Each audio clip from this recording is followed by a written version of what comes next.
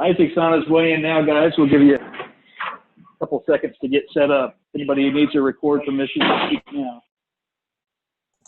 Brian, I had record permission, and now it says I don't. Can I get that back so I can start mine up? This is Jacob.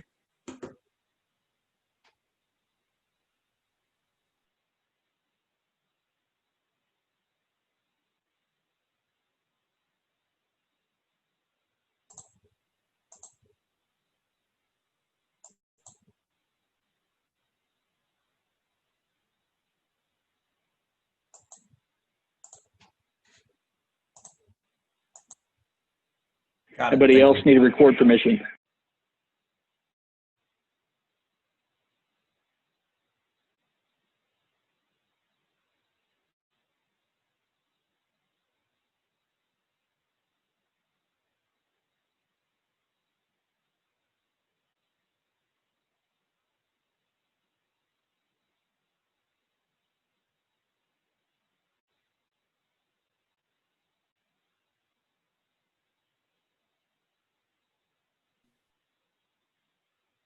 You want me to continue right here? All right, Isaac promised us the best opening statement ever, so here it comes. Good win versus Cincinnati. I thought it was a good team effort. We got off to a slow start. The second half, we picked it up. We were able to get to the rim a lot on our dribble drive. We got out in transition, able to get a lot of easy baskets. Ricky Council had a great game, 23 points off the bench. I thought Clarence Jackson brought a lot of energy. Tyson Eaton, he was just okay in the first half, but we got him a lot of shots in the second half. I think he scored 18 points. Overall, it was a good team effort. Tulsa, good basketball team, the hottest team in the league right now. They're on a 6-game win streak. They got Brandon Rochelle, who I think right now, outside of guys on our team, he's the player of the year in the league, really talented. 3-4. They got a good basketball player in Joyner, the guard, and they got one of the best defenses in the country with that matchup zone. So we got to do a good job of trying to get out in transition to try to get some easy baskets so we don't have to go against that set defense. If we have to go against that, we need to execute and make some wide open threes. Coach, you mentioned Tulsa, the hottest team in the league. Then SMU this weekend's another team. Both of them look like they're going to be in that top end of the conference, one game at a time. But is this the biggest week for you guys so far? Do you approach it that way? How do you look at a week that could have some pretty big conference implications down the road? I hadn't looked further than the Tulsa game. I hadn't thought much about SMU. I think Tulsa is the biggest game because if we can win this game, we've got the tiebreaker rule over those guys. So that's what makes it really huge. And they're in first place right now. They're 4-1. We're 3-1. We have the opportunity to be in sole possession of first with Houston with a win. They're a good basketball team. So we just got to do a good job of just handling that matchup zone, being able to make shots, trying to get out in transition to get some easy ones, and defending and rebounding at a high level.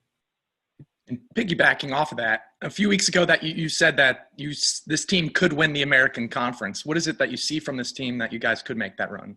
You know what I think that was taken out of content? It was just something in the locker room. I was just trying to give those kids confidence. And when I first started that statement, I said, if you guys play like this every night at a high level like you did in the second half, you have a chance to go a long way. But I do think, we got a good basketball team. This is a huge basketball game against a team that's 4-1, hottest team in the league, the defending champions. And this will help us if it's a tiebreaker rule in the end, if we could win 2 games over those guys.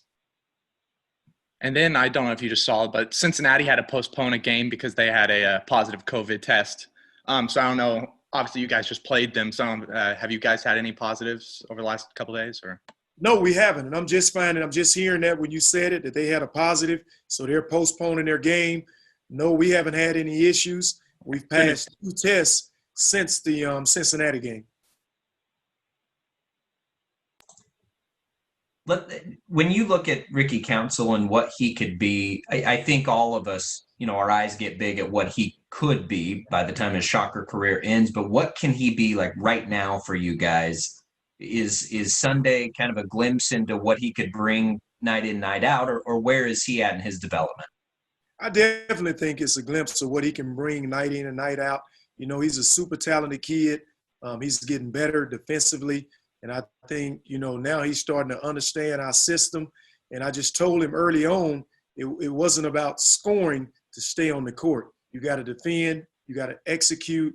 And when you can do those things, you're allowed more minutes. And now you're scoring, we can see what you can do offensively. We always knew that he could score the basketball. I mean, he's had signs in practice where he's dominated some days because he's really good off the bounce. He has a lot of confidence. I think he feels like he's the best player on the floor at times. And, you know, in order to be a great player, you got to have confidence in yourself. And he has a lot of confidence in himself. Steve feels like one that can really grind a game out. You guys have had slow stretches offensively, but it never gets him down. I imagine that's not the same with every team you've coached. Is that a unique ability for these guys in particular? I think these guys just stay together. You know, nobody ever points fingers when we're down. They're all acting like leaders in the locker room. We can go in at halftime down a game, or we battling in the second half, and all those guys are picking each other up.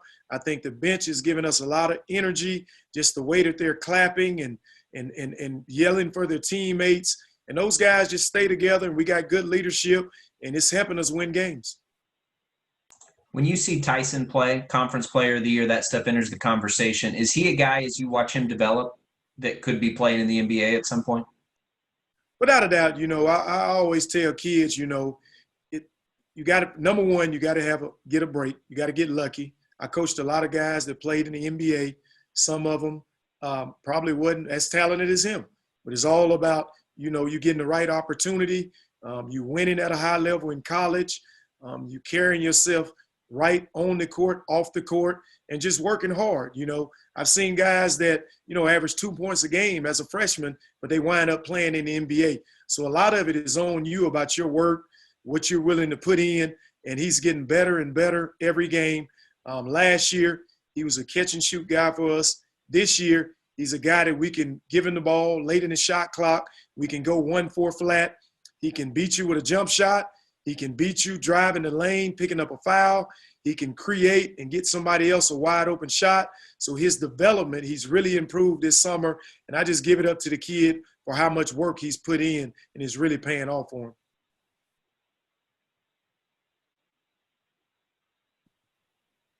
Hey, Coach, Taylor here. I got disconnected, so I don't know if you've already been asked, but just the key against Tulsa, you mentioned just getting to the foul line. You guys have been really good at generating free throws. What's the key against, you know, that zone defense? How do you keep shooting free throws against them and attack the basket when they're in that zone?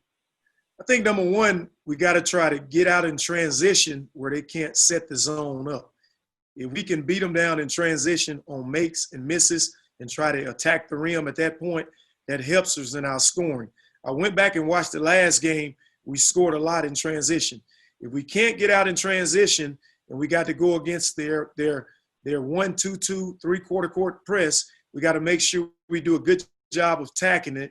And then we got to get organized and run our man sets at a full speed. We got to run our zone sets. We can't just stand. We got to have a lot of movement. We got to be able to penetrate the gaps. And then at some point, you got to be able to make a wide open shot. We got off to a good start versus them the last game because we made 4 threes early in the game. But the last 2 games I watched them play Cincinnati. They got off to a hot start. I watched them play South Florida. They got off to a hot start. We just got to do a good job of getting off to a good start and being able to make wide open shots.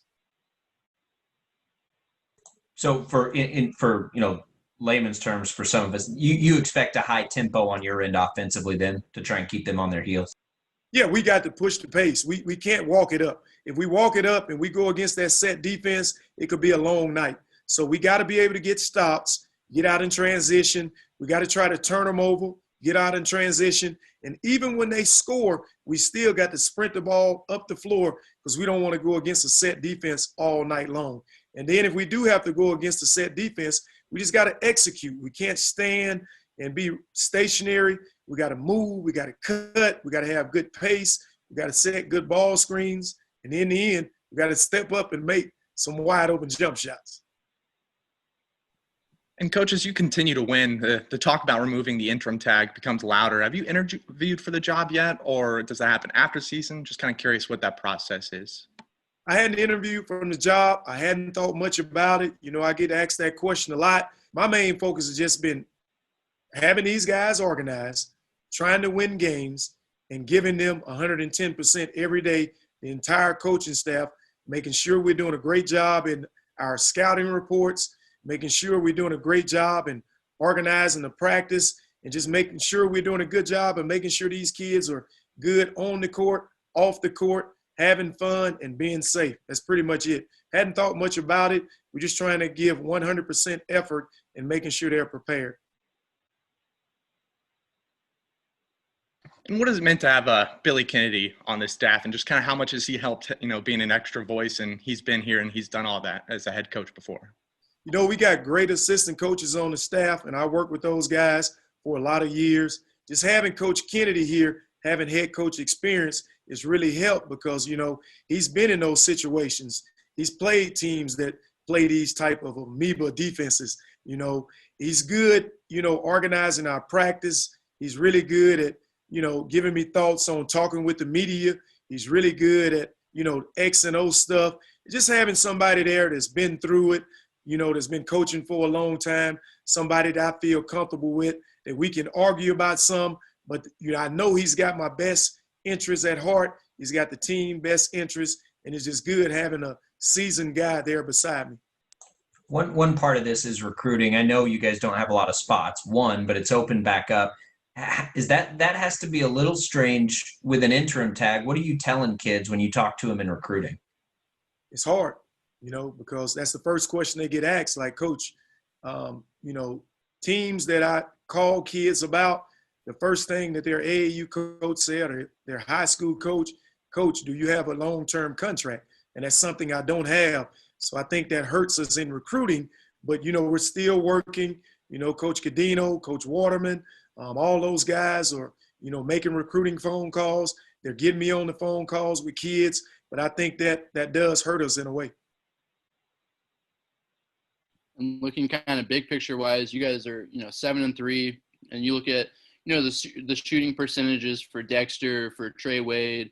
I'm sure you guys feel like Mo Udeze could play better. I mean, a lot of the starters.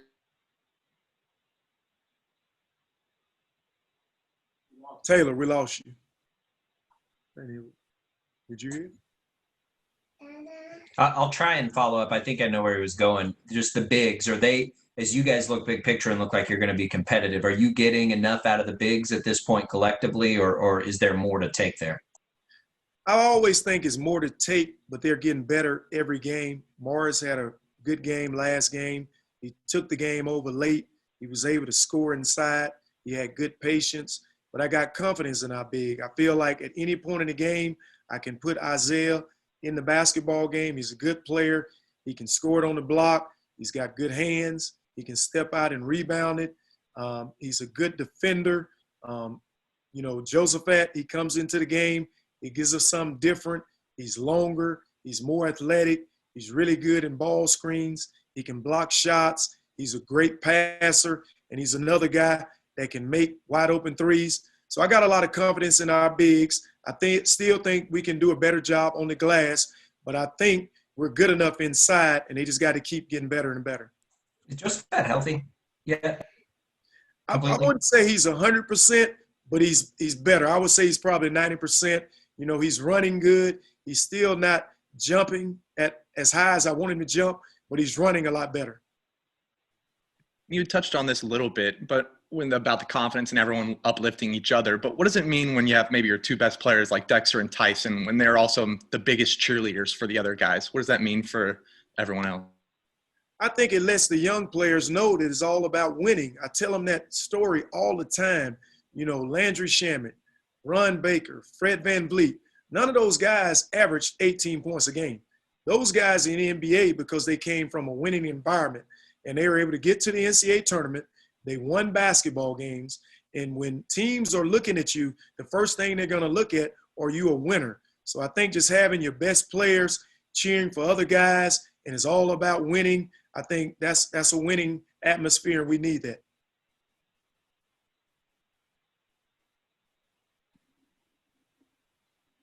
Time for one more if you guys want it, or Hey, Coach, can you hear me now?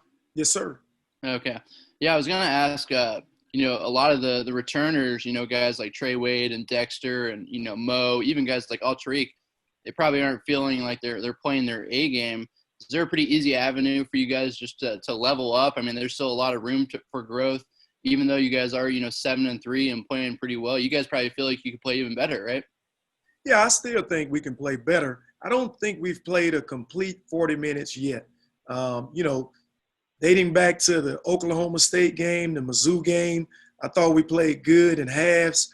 The Ole Miss game, we didn't have a good first half. We played really well the second half.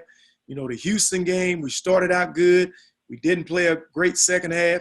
Even the Cincinnati game, we played well in the second half. We scored 45 points. The first half, we were just okay. I think putting together a solid 40 minutes. I think we still can play a lot better. I still think we got a game coming where we're going to get 5 or 6 guys that are going to play their best. So, we're still looking for that perfect game where we can play 40 minutes, where we can defend at a high level, we can score at a high level, and hopefully we can put that game together tomorrow. all right, thanks, Coach. Thanks for the time, Coach. Appreciate it. All right. Thank you. I hope they don't say nothing about that deal about the recruiting.